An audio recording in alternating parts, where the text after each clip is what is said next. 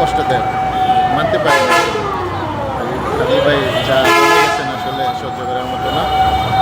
আল্লাহ যেন ওনাকে ব্যস্ত নসিব করেন। আমি কুমিল্লার থেকে এসেছি খাদিবের কবর জিয়ারত করতে।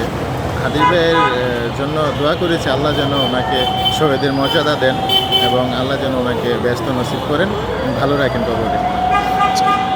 ওসমান হাদি ভাইয়ের এই মৃত্যুটা আপনার জন্য কতটুকু শোকের ছিল? আসলে কষ্ট দেয়, মানতে পারি না। খালি ভাই যা বলে গেছেন আসলে সহ্য করার মতো না। আল্লাহ যেন ওনাকে ব্যস্ত নসিব করেন। আমাদের ভারপ্রাপ্ত জনাব তারেক রহমান সাহেব আসছিলেন, এখানে দোয়া করে গেছেন, ইনশাআল্লাহ বিচার হবে ইনশাআল্লাহ। জি। আপনি কি মনে করেন যে এই ওসমান হাদি হত্যার পিছনে কি দেশের যারা বর্তমান উপদেষ্টা আছে তাদের হাত রয়েছে কিনা?